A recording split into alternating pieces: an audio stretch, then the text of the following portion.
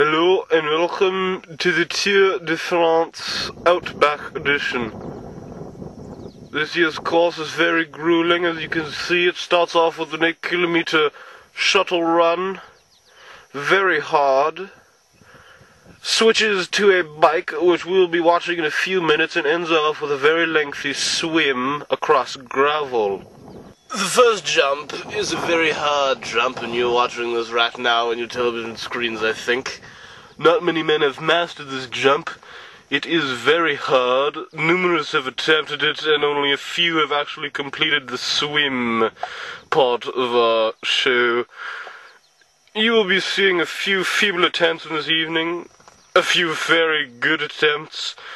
They shall be coming from the north, I do believe, or if the rain has arrived a little bit early, they'll be appearing from the south. Either way, we'll see some spectacular jumping this evening. This is one of our privileged guests. This is Stephen McPeters. Oh, I'm sorry, just Peters. And how long have you been training, Stephen? I'd say since like 3 years ago at least. 3 years. That's better than most people out here. Most people are starting this treacherous course with about 3 months preparation. What kind of skill do you think you have that will make you better than everybody else, Steve? What will make you strive to win, be your best, and take the cup?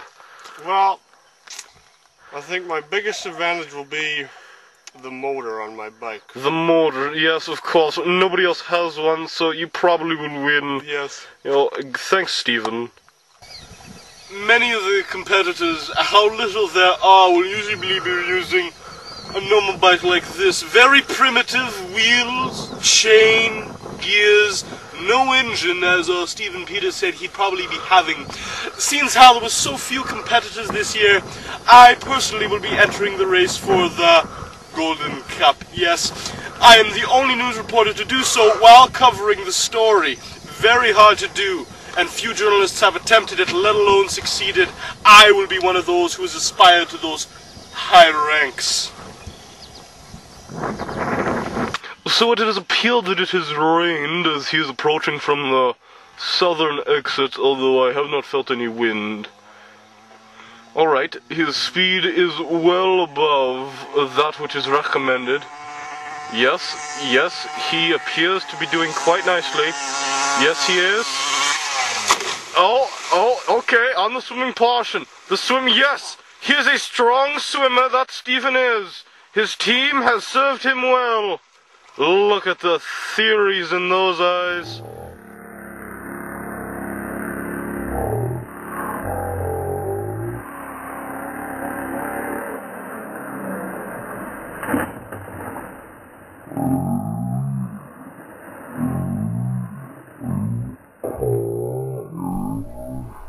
Well, me too.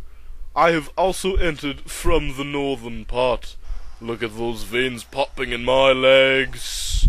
I am a strong man, determined and tenacious. Okay, angle correct, and my jump couldn't have been better if you ask me. I've reviewed this tape many times, and my swim is immaculate as well. Thank you.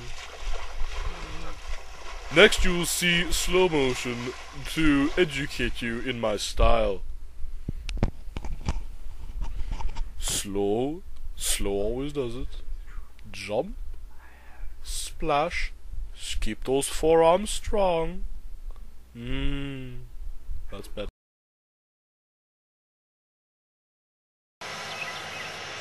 Hello, and welcome to day 2 of the Tour de France Outback Edition.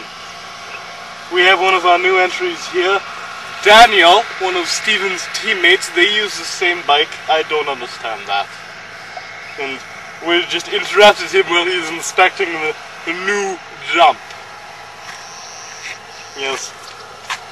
What do you think of it, young man? How do you think she'll do? What do you think your takeoff strategy will be, your landing strategy, and your swim? The elevation is mediocre. Oh, yes. Quite frankly, the takeoff is shabby. Shabby? Yes. There you have it. Men and women, shabby from the expert. That's what I thought. As you can see, we already have a crowd gathering.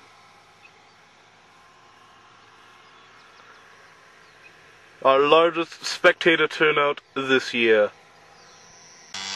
Well, I can feel the howling winds starting to pick up as he comes racing down the strip.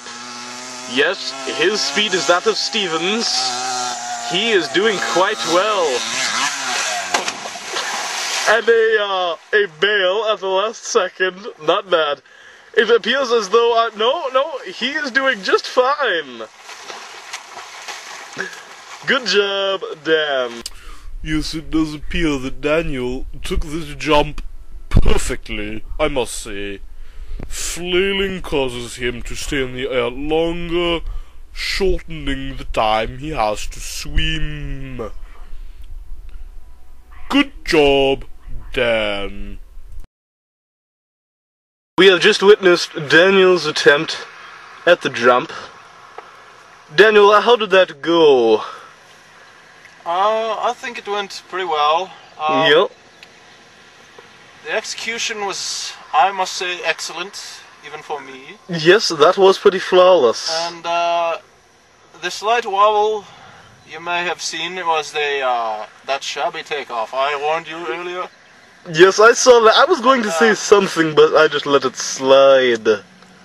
You may have noticed a slight hesitation before my swimming maneuver. Yep. I was actually intercepting a brief communique from the pond wildlife. That's what yes. They said that, as a matter of fact, if I start off with my left hand, it's actually a sign, and the fish will pull me. And you could see how fast I was swimming. Yes, you did much better than Steven.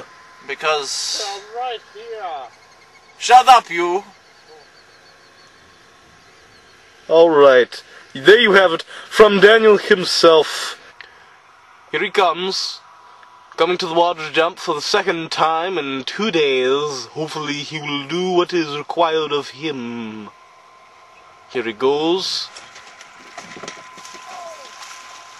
Yes, he's done a good job, just like Daniel.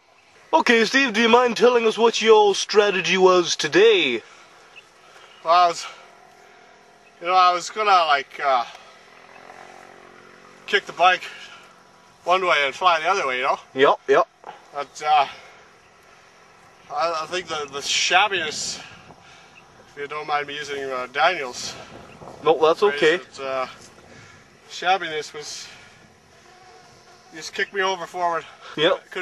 We've seen that several other times today. Yeah.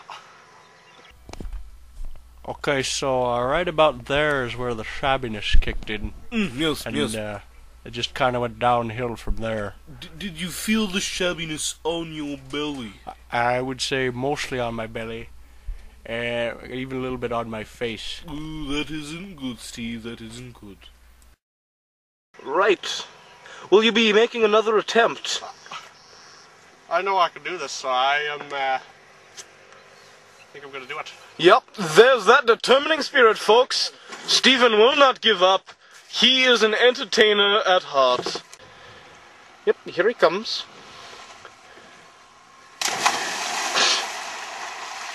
Yes, much like his friend, except I don't think the pond wildlife are helping him. And that wraps up Tour de France Outback Edition. Thank you for watching. There will be many other episodes to come.